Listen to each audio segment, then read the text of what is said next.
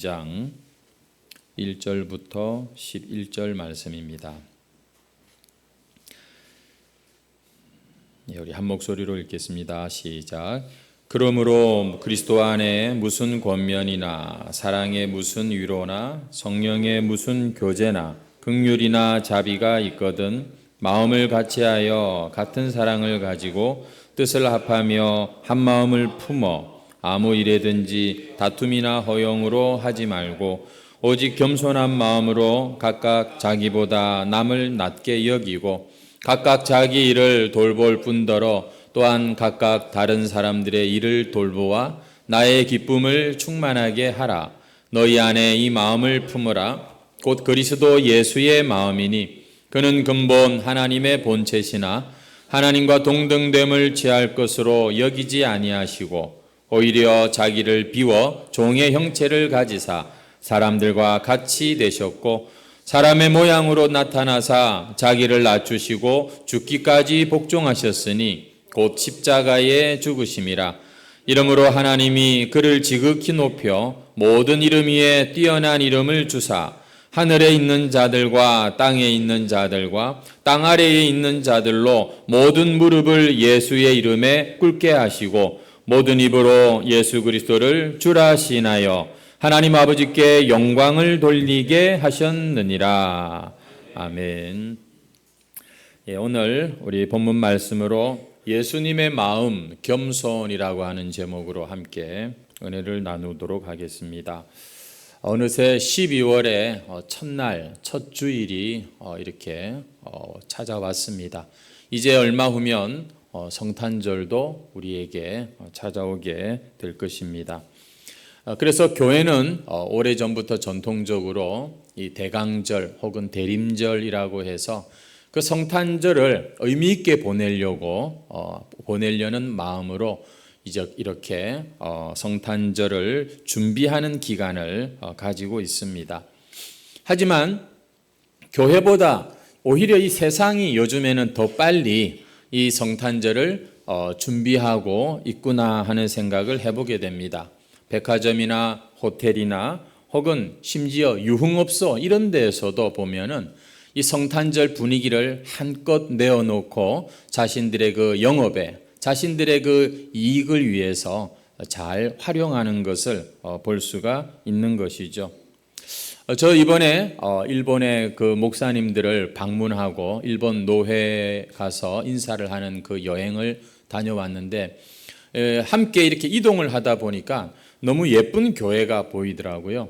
그래서 그 교회를 보고 제가 손가락 이렇게 가리키면서 너무 이쁘다고 얘기했더니만 그 선교사님께서 말씀하시기를 교회가 아니고 결혼식장입니다 이러더라고요. 일본은 그런 문화가 있답니다. 젊어서는 교회당에서 결혼식 하는 게 그 젊은이들의 로망이고 또 나이가 들어서는 이제 절에 가서 자기들의 장례를 하는 것이 하나의 그런 문화처럼 굳어져 있다. 그래서 이 교회당처럼 생겼는데 그렇지 못한 곳을 제가 한 2곳 정도를 이렇게 보게 되었습니다. 세상이 보니까 본질은 쏙 빼먹고 그러나 그 껍데기를 가지고서 아주 자기들의 그런 이 문화로 즐길 권리로 잘 활용하고 있는 것을 보게 되었습니다. 이러한 세상의 풍습 가운데 성도들조차도 이 성탄절이 다가오는데 뭐랄까 그 성탄절의 진정한 의미와 어떻게 하면 좀 더 뜻깊은 의미 있는 성탄절을 보낼까를 고민하고 이 계획하고 좀 애쓰지 않으면 그냥 우리도 뭐 덤벙덤벙 아이고 성탄절이 벌써 되었네 이러고 그냥 지나가 버리는 말 그대로 하나의 절기에 불과할 수가 있습니다. 사랑하는 해광 성도 여러분, 올해 이 성탄절 한번 제대로 내가 정말 신앙적으로 정말 뜻있게 보내고 싶다 이런 마음 혹시 있지 않으십니까? 그렇다면 오늘 우리가 말씀을 좀 잘 주목하시고 이 대강절에 선포되어질 말씀들의 여러분들이 참 아멘으로 따라오신다면 아마 분명 하나님께서 이번에 귀한 그런 성탄절의 은혜를 저는 주실 것으로 믿습니다. 이 성탄절을 의미 있게 보내기 위해서 먼저 이 성탄절의 그 단어부터 좀 우리가 확인할 필요가 있는데, 성탄은 말 그대로 거룩한 탄생이랄까요? 바로 예수님의 그 탄생을 기리는 날이 아니겠습니까? 영어로는 크리스마스, 그리스도라고 하는 것과 이 미사, 이 예배가 붙은 단어가 바로 이 크리스마스라고 하는 단어인데, 여러분 성탄절은요 뭐 하는 날이냐? 우리가 제일 먼저 기억해야 될 건 성탄절은 예배하는 날이다 하는 것입니다. 어디 다른 데 가서 여러분 성탄절 보내려고 꿈에도 생각하지 마십시오. 성탄절은 예배하는 날입니다. 그래서 그날이 주일이 아니어도 우리는 성탄절 예배를 주일 예배처럼, 아니 더 뭔가 뭐 성탄절 칸타타도 한다든지 뭐 혹은 여러 가지 행사들을 하면서 더 풍성하게 하나님 앞에 예배 드리려고 하는 것 아니겠습니까? 그리고 또 우리가 성탄절 그러면은 이 옛날부터 성탄절에는 이 선물을 주고받는 그런 풍습이 있었는데요. 이 성탄절은 어떤 날인가? 그것은 바로 이 선물의 날이다 이렇게 보시면 되겠습니다. 이미 우리는 하늘로부터 내려온 가장 큰 선물이신 예수님을 하나님 아버지께 선물로 받은 자들입니다. 하나님 또 선물 주세요. 이런 마음을 가지고 성탄절에 나오지 마시고요. 주님께 제가 선물을 드리고 싶습니다. 주님께 제가 선물을 바치고 싶은데 받아주십시오. 이런 마음으로 나와야 성탄절의 의미를 우리가 뜻있게 새길 수 있는 겁니다. 어떤 선물이 하나님을 기쁘시게 하는 선물이 될까요? 성경에 보면은 하나님께서 기뻐하시는 건 우리의 마음이라고 말씀하고 계시죠. 하나님께서는 정말 우리가 우리 자신을 당신께 선물로 드리는 것만큼 기뻐하시는 게 없어요. 많은 돈도 하나님 무슨 돈이 필요하시겠습니까? 그 돈을 바치는 그 마음이 귀하게 받아지는 것이겠죠. 우리가 아내 혹은 남편의 생일날 내가 선물 뭐 이렇게 하면 큰일 납니다. 우리가 선물을 준비해야 됩니다. 하지만 하나님께는 하나님 제가 하나님의 선물이에요. 이렇게 하는 것만큼 기쁜 선물이 없다는 것을 꼭 기억하시고 우리 자신을 주님께 선물로 드리는 이번 성탄절이 되시기를 주의 이름으로 축원합니다. 이것을 성경에서는 거룩한 산 제사로 우리 자신을 드린다 이렇게 표현을 하고 있는데요. 문제는 정말 내가 하나님께 선물이 될까라고 하는 문제인 것이죠. 선물은 사람을 기쁘게 하는 것이지 않습니까? 그 사람이 딱 원하는 그런 것이 딱 선물로 들어갈 때 이게 얼마나 참 이 기쁜 선물인지 모릅니다. 근데 과연 나의 이 누추한 마음과 나의 이 요즘 삶을 보니 하나님이 기뻐하실까? 오히려 하나님께 근심이 되지 않을까? 여러분 오늘 우리의 모습을 주님이 기뻐하실 만한 그런 선물로 우리를 단장하는데 저는 이 말씀으로 좀 도움을 드릴까 생각을 합니다. 제임스 패커라고 하는 유명한 신학자가 이런 얘기를 했어요. 성도에게 진정한 크리스마스는 우리를 위해 낮아지신 예수님의 모습을 각자의 삶에서 재현하는 것이다 라는 이런 말입니다. 이 성탄절은 뭐 하는 날이냐면 이 땅 위에 낮아질 대로 낮아지신 그 예수님의 모습을 우리의 삶에서 한 번 더 보여줄 수 있다면 그거야말로 진정한 성탄절의 모습이다 이렇게 이야기를 했는데, 그래서 우리는 이 성탄절, 이 대강절 기간 동안에 무엇보다도 예수님을 보여주고 예수님을 담는 일에 최선을 다한다면 그것이 바로 진정한 성탄절의 그런 의미요, 또 우리가 하나님이 받으시는 그런 선물되는 모습이라고 생각을 합니다. 오늘 우리가 읽은 이 본문 빌립보서는 이 빌립보 교회에 바울이 보낸 편지인데요. 이 빌립보 교회는 사도 바울과 특별히 좀 가까운 그런 교제를 하는 교회였습니다. 왜냐하면 이 빌립보 교회는 바울을 위한 헌금을 좀 이렇게 준비해서 하고 했던 그런 교회였고, 또 빌립보 교회가 세워질 당시에 아주 이 바울에게는 잊을 수 없는, 빌립보 감옥에 갇혔다가 그 간수가 이제 복음을 듣고 그 집이 교회가 시작이 되면서 시작이 된 그런 아주 의미가 있는 그런 관계였었죠. 하지만 여러분, 아무리 오랜 전통 또 아름다운 그런 신앙의 내력을 자랑하는 교회라 하더라도 이 땅의 교회는 완전한 교회가 없습니다. 이 땅의 교회는 문제도 있고 여러 가지 특히 초대교회 이런 일이 있을 수 있겠나 싶지만 오늘 본문을 여러분 한번 가만히 보시면은요, 이 교회가 문제가 꽤 있는 교회구나 하는 것을 볼 수가 있어요. 여러분 2절 말씀을 한번 보시겠습니까? 마음을 같이하여 같은 사랑을 가지고 뜻을 합하며 한 마음을 품어. 왜냐하면 교회가 한 마음이 되지 못한 그런 모습이 있었기 때문이죠.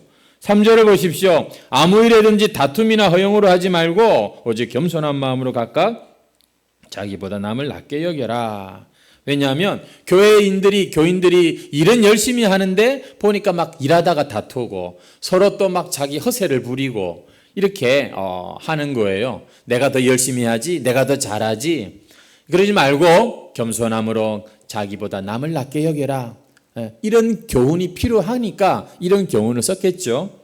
4절 말씀도 마찬가지입니다. 각각 자기 일을 돌볼 뿐더러 또한 각각 다른 사람의 일을 돌보아 나의 기쁨을 충만하게 하라. 무슨 말입니까? 네 것만 챙기지 말고 옆 사람 것도 좀 챙겨라. 이런 이야기를 바울이 지금 하고 있는 것이죠. 이 빌립보 교인들이 보면 꽤 유명하고 성숙한 교회인데도 불구하고 이 자기 것 챙기는 데는 열심인데 남의 사정과 형편을 잘 돌아보지 않는 그런 모습이 있었던 것 같습니다. 그래서 바울이 지금 이 빌립보서를 여러 가지 이유를 가지고 쓰고 있는 것이고요. 이 교회가 더 좋은 교회가 되기 위해서는 그래서 이렇게 하지 말고 그러면서 5절입니다. 너희 안에 이 마음을 품으라. 곧 그리스도의 예수의 마음이니. 이렇게 말씀을 하고 있는 것이죠. 우리 성탄절을 맞이하면서 우리 예수님께 선물을 좀 준비하는 우리 성도들이 되었으면 좋겠고, 특별히 그러려면 우리가 예수님의 이 마음을 담기를 소원해야 하는 것입니다.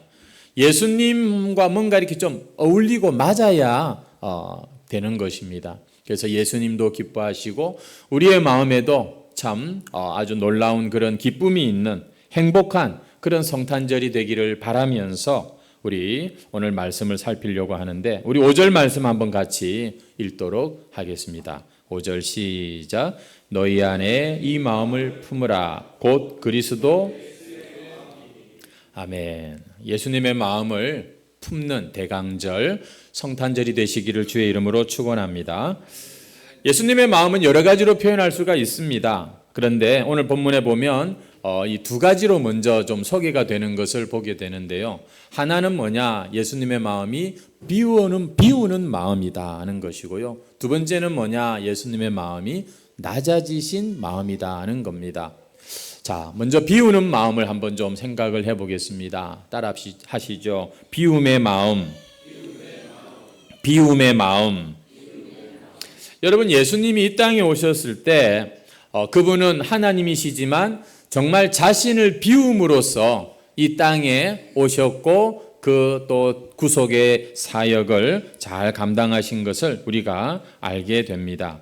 우리 한번 다 같이 6절, 7절 말씀 함께 읽도록 하겠습니다. 시작. 그는 근본 하나님의 본체시나 하나님과 동등됨을 취할 것으로 여기지 아니하시고 오히려 자기를 비워 종의 형체를 가지사 사람들과 여기서 6절 말씀에 본체라는 말이 나오죠. 이건 본질이라는 뜻입니다. 다시 말해서 예수님은 성자 하나님, 삼위일체 하나님, 영광의 하나님이 맞다는 겁니다. 하지만 그분께서는 당신의 그 당연한 영광과 그 자리와 신분을 취하지 아니하시고, 여기서 취한다고 하는 건 술에 취하는 게 아니라 이것은 뭐냐? 움켜진다, 빼앗기지 않는다는 그런 뜻입니다. 왜냐하면 당연한 내 권리니까요. 여러분, 그러나 예수님께서는 당신의 그 당연한 영광, 그것을 기꺼이 비우셨다, 포기하셨다, 내려놓으셨다는 그런 말이죠. 여러분, 여기서 비운다는 말은요, 우리가 그냥 일반적으로 생각하는 그게 맞습니다. 마치 우리가 그릇에 있는 물을 비워내듯이 다 내려놓는 것, 쏟아내는 것을 말하는 것이지요. 누가요 지금 이 일을 하셨느냐면 예수님이 자기를 이렇게 비워내셨다는 겁니다. 하나님으로서의 그 영광을 철저히 포기하셨다는 그런 말이죠. 내가 누군지 알아? 하면서 이렇게 내려오신 게 아니고 기꺼이 자신의 그 영광, 예수님께 이런 말씀을 드린 게 좀 제가 송구하지만 이 자존심, 명예 이런 것들을 다 내려놓고 예수님께서 하나님의 일을 하러 오셨다는 겁니다. 그렇다고 해서 예수님의 신성과 영광이 손상이 되었을까요? 상실이 되었을까요? 물론 알아보지 못하는 사람도 많았지만 그러나 여러분 참 하나님으로서의 그 영광을 예수님이 비웠음에도 불구하고 비록 인간의 그 누추한 그런 형상을 덧입었음에도 불구하고 제자들의 고백은 요한복음 1장 14절 말씀에 보니까 말씀이 육신이 되어 우리 가운데 거하심에 우리가 그의 영광을 보니 아버지의 독생자의 영광이요 은혜와 진리가 충만하더라. 여러분 이 예수님의 모습을 보니까 제자들이 볼 때에 예수님에게서 그 하나님의 영광을 느낄 수가 있었고 볼 수가 있었다. 이런 고백을 하는 것을 우리가 보게 되는 것입니다. 여러분 그래서 우리 믿는 자들이 예수님을 닮으려면 먼저 우리 자신을 좀 이렇게 비우는 이런 과정이 필요하다고 생각합니다. 여러분 비운다고 하니까 혹시나 여러분들이 평소에 자주 듣는 명상과 혼돈하지는 마시기 바랍니다. 명상이라고 하는 것은 정말로 자기의 어떤 그런 생각과 어떤 모든 감정 이런 것들을 다 이렇게 부인하고 비우면서 자신을 이렇게 제로로 만드는 그런 작업이다. 그거 하더라고요. 왜냐하면 인간의 모든 스트레스나 이 모든 것들이 다 연결이 되어 있기 때문에 그것들을 비워내는 것인데 여기서 말하는 비움이라고 하는 것은 우리 성도들이 말하는 비운다는 것은 예수님을 영접하고 예수님의 생명, 하나님의 성령을 받은 우리에게 있어서 비운다는 것은 나 자신을 부인하는 것을 의미하는 것이고 우리가 이렇게 우리 자신을 내려놓을 때 우리 안에 계신 새 생명, 우리 안에 새로운 인격으로 와 계신 성령님이 우리를 붙잡으시고 이끌어 가신다는 의미에서 비움을 지금 이야기하고 있다는 것입니다. 많은 사람들이 예수님을 믿고 구원을 받았다고 말을 하는데도 이 놀라우신 성령의 평안과 기쁨을 따라서 그렇게 살기보다는 자기 눈에 보기 좋은 대로 자기 생각이 그게 고집이 되어서 자신의 그 감정에 흔들리면서 그렇게 육신대로 끌려가는 그리스도인들이 참 많은 것 같아요. 그래서 갈라디아서에서 바울은 이 육신적인 그리스도인과 이 영적인 그리스도인이 있다, 구분이 된다 이렇게 말을 하는데 자, 여러분들은 어떤 그리스도인들이십니까? 하나님이 기뻐하실 만한 그런 선물 같은 존재가 되기 위해서 우리는 아무 자격 없이 하나님께 은혜 받고 하나님의 그 은혜로 우리는 이 구원에 이르겠지만 그러나 여러분 우리의 이 마음이 하나님께서 거하시는 성전이라고 하는데 우리 안에 어떤 추하고 더러운 것들이 많은지 한번 이 대강절에 그런 것들을 잘 살피면서 제가 얼마 며칠 전에 우리 어느 교회에 이제 목사님을 만나서 이렇게 저렇게 얘기를 하는데 그런 얘기를 하더라고요. 내가 자존심이 있지. 이 말. 그 자존심 때문에 많은 사람들이 힘들고 그 자존심 때문에 누구보다도 자기 자신이 힘들면서도 그 자존심이라고 말을 하면서도 그걸 내려놓지 못하는 이런 참 모습을 보면서 안타까워하는 시간이 좀 있었는데 성도 여러분, 우리가 여러분 내려놓아지고 부인되어지고 비워지는 것이 여러분 이미 예수님을 만난 하나님의 영이 거하시는 여러분들에게 그게 자유의 길입니다. 그게 해방의 길이고 행복의 길이라니까요. 이거 내려놓으면 큰일 날 것 같죠. 근데 여러분 그걸 내려놔야 사실 우리 안에 계신 그 새로운 피조물의 삶을 우리가 비로소 누리기 시작하는 겁니다. 그런 차원에서 우리의 구원을 방해하고 우리의 평강을 해치는 건 외부의 어떤 다른 게 아닙니다. 아직도 내려놓지 못하고 비우지 못한 이 우리의 욕심과 이 고집이 우리를 힘들게 하는 것 아니겠습니까? 사실 우리가 살면서 만나는 문제들은 가만히 생각해 보면 이 뭔가 부족하고 모자라서라기보다는 이 너무 지나치고 과해서 찾아오는 문제거리가 많습니다. 여러분 신체적으로도 한번 이 질병들을 생각해 보십시오. 물론 못 먹어서 생기는 병도 있겠습니다만 오늘날 현대인들의 많은 질병의 원인이 어디에서 오냐면 많이 먹어서 오는 그런 병들이 참 많죠. 여러분 이 현대 사회에 비만이라고 하는 질병 말이죠. 여러분 이미 세계보건기구에서는 이 비만을 21세기 전염병이다, 질병으로 분류를 했습니다. 여러분 우리나라에서도 2019년부터 비만을 전부 다가 다 이렇게 되는 건 아니지만 비만을 위한 어떤 수술이라든지 어떤 무슨 뭐 약물 어떤 그 치료제를 쓸 때는 이 건강보험이 적용이 됩니다. 무슨 얘기인가? 비만이 꽤 위험한 병이라는 것을 인식했기 때문이죠. 생명에 지장을 줄 수 있는 그런 것이 바로 이 뱃살이 인격이 아닙니다. 이게 알고 봤더니만 우리의 인생을 이렇게 크게 위험에 빠뜨리는 그런 질병이라는 차원에서 이 비만을 병으로 현대사회는 분류를 한다는 것이죠. 얼마나 이게 심각한 건지 모릅니다. 하지만 여러분 더 심각한 게 있는데 마음의 비만인 것이에요. 이 마음의 비만이 뭐냐면 끝없이 욕심으로 살아가는 것입니다. 여러분 욕심 많은 사람들이 보면요 뭘 해내는 것도 꽤 있어요. 하지만 그 사람의 마음에는 절대 만족이 없습니다. 행복이 없는 거예요. 왜냐하면 또 다른 그 욕심이 그를 움직이게 할지는 몰라도 그 마음에 천국을 가져다 주지는 못한다는 것이죠. 여러분 어플루엔자라는 단어 아십니까? 이 어플루엔자라고 하는 것은 어플루언스라고 하는 풍요라고 하는 단어와 인플루엔자라고 하는 감기라고 하는 단어가 조합된 그런 신조어입니다. 그래서 일명 부자병이라고 합니다. 여러분 이 부자가 되고 풍요로워지면 행복해져야 되는데 이 사람 마음의 욕심이 통제가 안 되니까 그렇게 많이 가지고 많이 누리는데도 불구하고 그 부자들의 마음에 행복이 없기에 이 어플루엔자라고 하는 이런 단어가 생겨났다는 것이죠. 그러니 여러분 오늘날 참 우리의 진짜 문제는 어쩌면 우리가 이걸 내려놓고 비우고 정리하고 이런 것이 사실 우리가 부족하기 때문에 더 가지려고 그러고 더 올라가려고 그러고 더 많이 누리려고 하는 이것이 우리를 사실은 힘들게 하는 문제인 것을 우리가 깨닫게 됩니다. 게다가 비교의식까지 거기에 가세를 하면요 그 인생은요 진짜 너무 힘든 인생이 되는 거예요. 오늘날 우리 젊은이들에게서 이 젊은이들을 표현하는 단어가 두 개라고 유튜브 강연을 하나 들으니까 우울한 거. 또 하나가 있었는데 그건 지금 방금 까먹고 말았습니다. 이 청년들의 마음에 그런 게 있다는 그런 것을 보았습니다.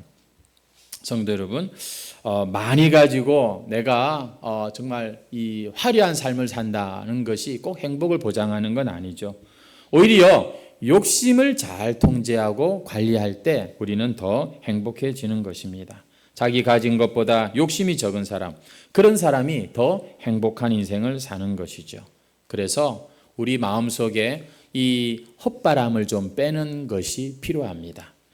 여러분 몇 년 전 대구의 어느 지하차도에서요 20톤 컨테이너 트럭이 지하차도로 들어갔다가 빠져나오지를 못하고 낑기는 그런 사고가 생겨 있었습니다. 4m짜리 트럭인데 그 지하차도는 3.8m였어요. 그래가지고서는 그만 꽉 끼고 말아버렸다는 것입니다. 꼼짝달싹 못하니까 인근에 또 막 차량이 정체가 되고 그래서 경찰이 출동을 해가지고 이렇게도 해보고 저렇게도 해봤는데 안 됐어요. 결국에 가서 이 차량이 그 지하차도를 무사히 빠져나왔습니다. 어떻게 빠져나온지 아세요? 타이어 바람을 뺀 거예요. 그 타이어 바람을 빼니까 이렇게 쫙 내려가지고 그 지하차도를 잘 통과했다는 것이죠. 오늘 우리의 인생에도 뭔가에 꽉 끼어버리고 우리가 뭔가에 꽉 막혀버렸을 때 혹시나 하고 여러분 우리 마음속을 한번 좀 보시면 좋겠어요.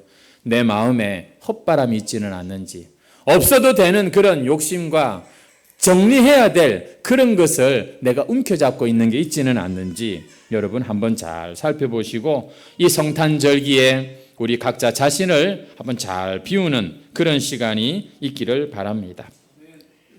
하나님이신 예수님도 자기를 비워 참 종의 형체를 가지고 사람의 모양으로 오셨다고 하는데, 예수님을 따른다고 하는 우리가 이 비우는 걸 잘 못하면 안 되는 것이죠.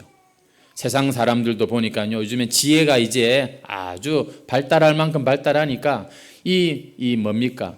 작게, 적게 가지고 자기를 계속해서 비우고 정리하는 거, 이런 게 이게 행복의 조건인 것을 깨달은 거예요. 그런 운동도 막 있지 않습니까? 한번 따라하겠습니다. 비움의 마음, 비움의 마음을 주소서. 우리 옆 사람에게 축복합시다. 잘 비우시기 바랍니다. 한 가지 더 말씀을 드리겠습니다. 성탄절을 맞이하면서 준비해야 될 예수님의 마음은요, 따라하겠습니다. 낮아짐의 마음. 비운다는 말이나 낮아진다는 말이나 사실은 어떻게 보면 비슷합니다. 결국엔 이 겸손함으로 이르는 그런 과정이기 때문인데요. 여러분, 예수님은 사람으로 오셨지만 정말 그 사람 중에서도 가장 낮고 천한 그런 사람의 모습으로 낮아지신 것을 우리는 잘 압니다. 그리고 결국에 마지막에 십자가에 못 박혀 죽는 그런 모습으로 자기를 낮추시는 것을 볼 수 있죠. 여러분, 한번 예수님의 인생을 생각해 보십시다. 그 나사렛 산골에 그 촌 여자 이 마리아, 여러분 그때 뭐 화장을 하고 다녔겠습니까? 아마 때갈 꼬질꼬질한 그런 이 촌에 사는 한 소녀, 이 마리아의 몸에 성령으로 잉태된 예수님이십니다. 왕족이나 귀족 집안에서 오셔도 시원찮을 판에 그 동네에 목수일을 하는 요셉의 집안에 그렇게 아들로 오셨어요. 해산일이 다 되어서 베들레헴, 그 호적 때문에 그 동네에 갔다가 여간빵도 못 찾아서 마구간에서 그 누더기 참 강보를 뒤집어 쓰고 구유 위에 누이시는 이런 낮아짐이었죠. 여러분, 아기를 놓고 그런 데 놓아두지 않습니다. 그 핏덩어리 아기 몸으로 헤롯을 피해서 애국까지 여행을 다녀왔고요. 나사렛이라고 하는 동네에서 아버지 요셉에게 목수일을 배우면서 고달픈 생활을 했고요. 그 아버지마저도 일찍 요절을 함으로 인하여 어머니 마리아와 그 동생들을 일찍부터 거두는 소년 가장으로서의 삶을 사셨던 예수님이십니다. 여러분, 예수님은 공생의 기간에 당신이 머리 둘 곳이 없다는 그런 말씀을 하신 적이 있습니다. 노숙의 삶을 사셨던 예수님. 그리고는 그 당시 가장 저주받은, 내가 절대 그렇게는 죽고 싶지 않다고 말하는 십자가에 못 박혀 죽으신 예수님. 정말 예수님은 그 몸으로 사람이 낮아질 대로 낮아지면 어디까지 낮아지는가를 정말 보여주시는 것 같은 그런 삶을 살고 가셨습니다. 예수님은 정말 낮고 천한 자리로 이 땅에 오셨던 것이죠. 하지만 예수님을 따른다고 하는 제자들은 너무 철철이 없는 행동을 성경에서 우리가 하는 것을 볼 수가 있습니다.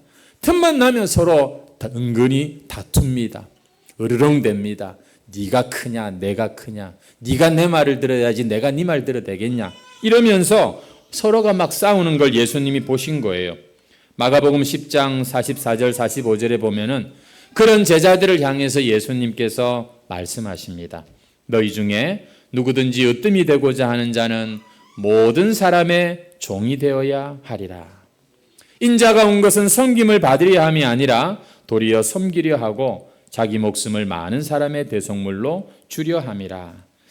여러분, 제자들은요, 예수님이 이제 얼마 있으면 예루살렘 가서 왕이 될 것 같은데 그러면 나도 한 자리 하겠구나, 거기에 들떠가지고 뭔가 예수님에게서 떨어지는 그 떡고 그런 것에 마음이 생겨가지고 누가 크냐 누가 높냐 이런 자랑을 하는 그때에 나는 너희들을 섬기러 왔어, 이렇게 말씀을 하셨습니다.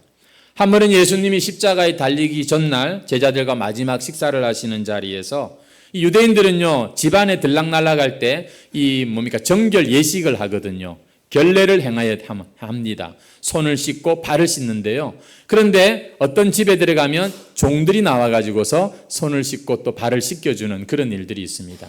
이 만찬을 지금 하기에 앞서서 이제 누군가가 그 제자들의 발을 씻어주는데 전부 서로 눈치만 보고 있는 거예요. 왜냐하면 내가 그 정도로 낮다고 생각하지 않기 때문인 것이죠. 그러자 주님께서 일어나셔서 허리에 수건을 두르시고 한 사람 한 사람 제자들의 발을 씻겨주시는 일이 그만 일어나고 만 거예요. 사실은 제자들 중에 누군가가 먼저 그렇게 했어야 되는 걸 그 타이밍을 놓쳤다, 이렇게 우리가 볼 수가 있는 것이죠. 여러분, 이 제자들은 예수님의 제자들이라고 자부심은 대단했지만 정작 예수님이 그렇게 낮아지시고 섬기시는 그 모습은 별로 관심이 없고 안중에도 없었던 것을 우리는 복음서에서 많이 볼 수가 있습니다. 하지만 하나님께서는 이렇게 낮아지고 이렇게 정말 또 낮아지신 예수님을 어떻게 하십니까? 우리 다 같이 9절 10절 말씀 11절 말씀까지 함께 읽겠습니다. 시작. 이러므로 하나님이 그를 지극히 높여 모든 이름 위에 뛰어난 이름을 주사 하늘에 있는 자들과 땅에 있는 자들과 땅 아래에 있는 자들로 모든 무릎을 예수의 이름에 꿇게 하시고 모든 입으로 예수 그리스도를 주라 시인하여 하나님 아버지께 영광을 돌리게 하셨느니라. 하나님이 책임지고 높이시는 것을 우리가 볼 수가 있습니다. 죽은 지 3일 된 예수님을 살리실 뿐만 아니라 하늘로 승천케 하실 뿐만 아니라 모든 이름이 그의 무릎에 그에게 무릎을 꿇게 하시는 그런 모든 존재의 왕이요 영광의 존재로 그렇게 하나님께서 만드시고 경배를 받게 하셨다는 것이죠. 여러분, 기독교는 그래서 영광의 종교인데 그 전에 뭐가 있느냐 하면 진심으로 자기를 낮추는 이런 자에게 주님은 그 영광을 나눠주시는 거예요. 성도 여러분, 예수님의 낮아지심으로 우리가 구원을 받았습니다. 어떤 마음으로 살아야 마땅하겠습니까? 우리도 스스로를 낮추고 다른 사람을 섬기는 이런 경건한 모습으로 살아야 마땅한 것이죠. 사람이요, 본래의 자기 모습만 제대로 파악을 해도 사실 다른 말로 주제 파악만 잘해도 얼마든지 낮은 마음으로 살 수 있습니다. 창세기 3장에 보면 너는 본래 흙이라 흙으로 돌아가리라. 이 인간이 원래 흙에서 난 존재 아닙니까? 성도 여러분, 우리는요 원래 어떤 존재였는가? 그렇습니다. 흙에서 나서 흙으로 돌아가는 그런 존재.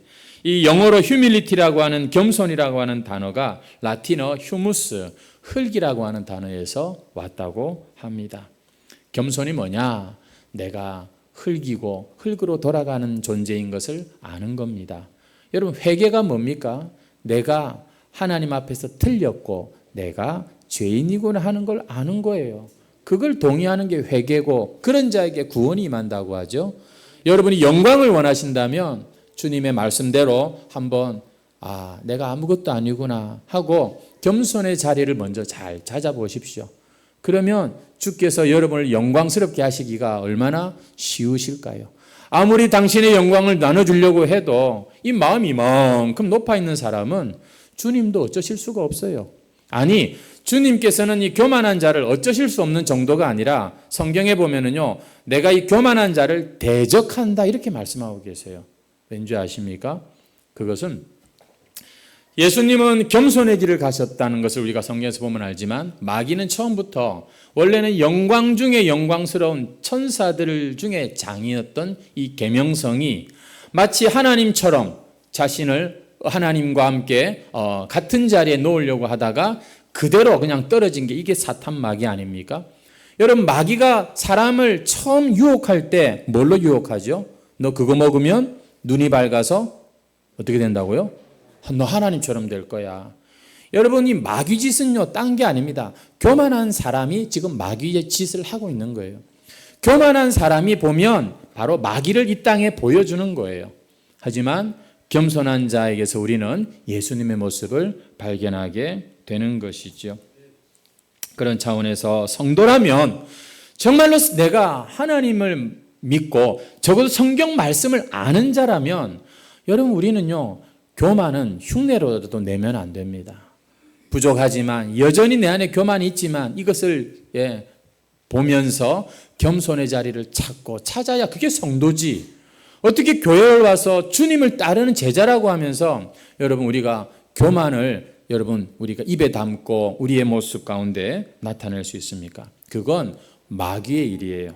그래서 주님께서는 베드로전서 5장 5절에 젊은 자들아 이와 같이 장로들에게 순종하고 다 서로 겸손으로 허리를 동이라 하나님은 교만한 자를 대적하시되 겸손한 자들에게는 은혜를 주시느니라.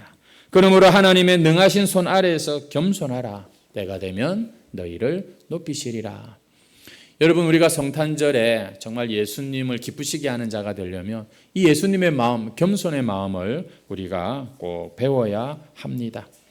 기독교의 전통 중에 여러분 이 겸손이라고 하는 미덕은 얼마나 강조가 되고 얼마나 성도들이 사모하는 것인지 몰라요. 그래야 됩니다. 여러분 겸손하셔야 됩니다. 크리스토스톰이라고 하는 옛날 고대 유명한 교부는 말하기를 겸손은 모든 덕의 뿌리요 어머니요 기초다. 또 어거스틴이라고 하는 사람은 말하기를 우리의 신앙생활에 중요한 게 뭡니까? 물어오는 제자에게 첫 번째는 겸손이다. 두 번째는 역시 겸손이다. 세 번째 역시 겸손이다. 이렇게 가르쳤다고 합니다. 오늘 이렇게 겸손함에 대한 교훈을 우리가 여러분 정말 사모함으로 들으셔야 돼요. 아유 또 저 소리 이렇게 여러분 받으시면 안 돼요. 정말 우리는 이 겸손한 자리에서 하나님의 영광을 볼 수도 있고요. 그분의 영광을 나눠 가질 수도 있는 겁니다. 우리의 주님이 그 길을 가셨는데 왜 우리는 이 겸손에 이렇게 많이 신경을 좀 안 쓰는지 모르겠어요. 지금도 주님께서는 이 겸손한 자들을 통해서 일하시고 그 겸손한 자들만이 진정으로 주님의 일을 감당하고 하나님의 영광을 나타내는 것을 볼 수 있습니다. 제가 좋아하는 한국교회 역사 이야기 하나 딱 해드리고 말씀을 마치겠습니다.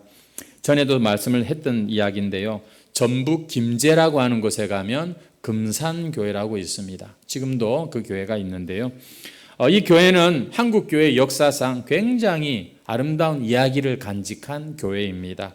1905년에 설립된 한국 초대 교회 중에 하나인 이 금산교회는 옛날에 그 교회를 섬기는 조덕삼 장로님과 이자익 목사님이 계실 당시의 이야기입니다. 저 경남 남해의 이자익이라고 하는 아주 그냥 가난한 그런 한 사람이 너무너무 가난해서 자기 동네에선 벌어먹고 살 거리가 없어가지고 이리저리 전국을 떠돌다가 전북 김제 금산이라고 하는 땅에 도착을 한 거죠. 그 마을에 가게 되었던 또 이유 중에 하나가 뭐냐면 소문에 그 동네의 가장 큰 부잣집의 주인이 머슴한테도 흰쌀밥을 준다는 그 이야기를 듣고 그만 그 동네까지 찾아갔던 것입니다. 그래서 그 집에 들어가 가지고서 부탁을 하고 머슴 일을 시작했습니다. 제일 먼저 한 일이 마부 일을 했다고 합니다. 말 부리는 그 일을 했던 것이죠. 그러던 중에 그 마을에 선교사가 찾아와서 복음을 전하고 그 이듬해 이제 그 집 주인인 조덕삼도 그리고 그 집에서 종로로 타는 이자익도 같이 예수를 믿는 일이 일어나게 되었습니다. 그리고는 그 집안 식구들을 중심으로 해서 마을에 몇 명 믿는 사람들이 모여가지고 조덕삼 집의 사랑채에서 교회가 시작이 되었는데 그 교회가 금산교회입니다. 그리고는 사람들이 계속해서 점점 많아지면서 그 이듬해 조덕삼과 이자익이 함께 세례를 받고 또 교회도 부흥을 하고 그리고는 이제 몇 년 후 교회에서는 장로를 이제 뽑아야 되겠다. 그래가지고 장로 한 사람을 뽑는 그런 이제 투표를 실시하게 되었습니다. 후보가 두 사람이 나왔어요. 조덕삼과 이자익 이 두 사람이었습니다. 상식적으로 생각하면 조덕삼이 당연히 장로가 되어야 마땅한데 그만 이자익이 당선이 되고 말아버린 거예요. 여러분 이 당시에 상전과 머슴의 관계입니다. 나이까지 15살 나이 차이가 납니다. 조덕삼이 많아요. 그런데 그만 이자익이 장로가 되어버린 거죠. 큰일 났습니다. 이제 이 교회는 문을 닫아야 될 상황이 되고 만 것이죠. 왜냐하면 이 당시 풍습으로도 이거는 지금 말이 안 되는 상황이고 그 당시 장로는요 오늘날도 마찬가지지만 이 목사가 부족한 그 당시에 장로가 설교를 자주 했었습니다. 더군다나 그 당시 서울의 어느 교회에서 비슷한 일로 양반들이 뭐 이런 일이 있어 이러면서 교회를 다 나가버리는 그런 사건까지 있었던 판에 이제 우리 금산교회에 이런 일이 있었으니 이제 큰일 났다. 이제 그냥 교회는 문 닫아야겠구나. 이때 이 상황 가운데 사람들이 수근수근하고 걱정하는 이때에 조덕삼이 일어나서 이렇게 이야기를 합니다. 우리 금산교회 교인들 참으로 훌륭한 일을 해냈소. 이자익 영수야말로 정말 훌륭한 장로감이요. 자, 이제 우리 금산교회 교인들 이자익 장로님 모시고 한번 우리 잘해봅시다. 이렇게 교인들을 진정을 시키고 그리고는 추스렸던 것이죠. 그 후에 이 이자익 장로는 교회에서 장로 일을 너무 잘했고 결국에는 평양신학교에 입학을 해가지고 목사가 됩니다. 그리고는 그 금산교회 담임 목사로 부임을 해가지고 그 교회를 너무너무 잘 섬기고 나중에는 장로교 총회장을 3번이나 하는 그런 훌륭한 목사님이 되었다는 이야기입니다. 자, 그러면 조덕삼 그분은 어떻게 되었을까요? 그분도 이제 몇 년 뒤에 또 장로를 뽑는 선거에서 장로가 됩니다. 그런데요, 그 평양신학교에 그 이자익 장로를 이렇게 신학생으로 보내는 모든 유학 비용을 이 조덕삼 장로가 뒤에서 다 후원을 했던 것입니다.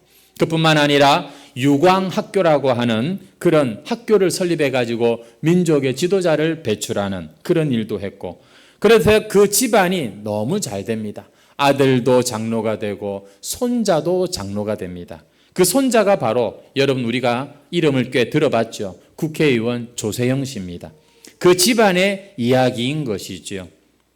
여러분, 이자익 목사도 보니 참 훌륭한 분이 맞습니다만 이 조덕삼 장로야말로 진짜 훌륭한 분이 아닐 수가 없습니다. 왜냐? 어떻게 그럴 수가 있었을까요? 자기의 종이었고 나이도 많았지만 이 조덕삼 장로의 마음에 바로 주님의 마음, 그 겸손한 마음이 있었기 때문에 이런 너무 우리 한국교회 사이의 아름다운 이야기의 주인공들이 되었던 것이죠. 12월 첫날, 첫 주일인데요. 이제 성탄절이 다가올 것이고 이번 성탄절 우리 연례 행사처럼 그렇게 그냥 세상 풍습 따라 교회도 그렇게 하는 것이 아니라 진짜 주님의 기쁨이 되는 성탄절을 한번 해보고 싶다 이런 마음이 있다면 우리의 마음을 좀 한번 돌아보시고 잘 가꾸었으면 좋겠습니다. 본래 우리에겐 겸손이 없어요. 여러분, 이 겸손은 누구의 마음이에요? 예수님의 마음 겸손이에요. 그래서 우리가 이 겸손을 우리가 가지려면 겸손해야지 이런다고 되는 게 아니라 믿음의 주요 온전케 하시는 그 예수님을 자꾸 바라보고 그분을 묵상하고 그분을 생각하면서 인내하고 그분을 생각하면서 우리가 견딜 때 여러분 우리 안에 이 겸손이 만들어지는 겁니다. 인내를 온전히 이루시기를 바랍니다. 성령의 열매들이 그때 여러분 우리 안에서 하나하나 맺혀지는 거예요. 이래서 우리는 우리 자신을 비우는 일에 힘써야 되는 것이죠. 아무쪼록 예수님도 기뻐하시고 우리의 마음에도 기쁨이 넘치는 그런 성탄절을 위해서 우리 이 한 주간 이 겸손하신 예수님의 이 비우고 낮아지신 마음을 우리가 구하는 저와 여러분 되시기를 주의 이름으로 축원합니다. 찬송가 104장 드리겠습니다.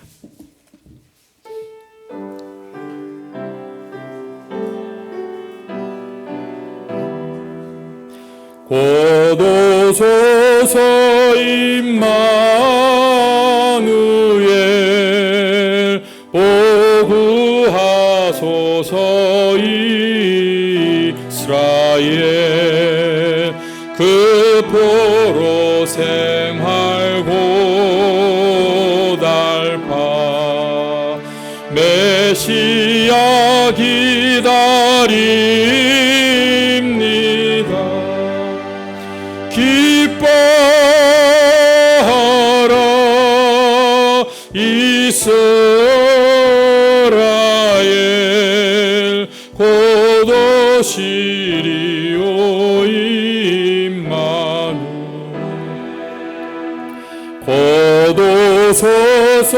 지혜의 주 온 만물 질서 주시고 참 진리의 길 보이사 갈 길을 인도하소서. 기뻐라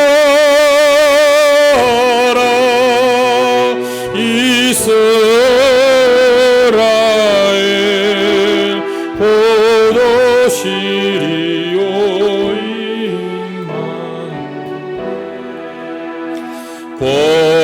고도소서 소망의 주 만백성 한마음 이루어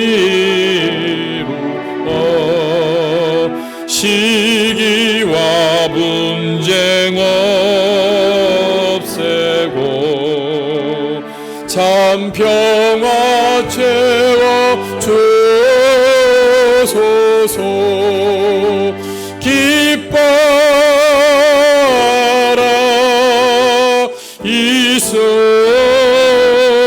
이스라엘 고도시리오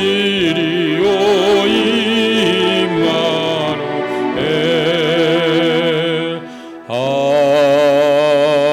아멘. 우리 이 시간 한번 기도하고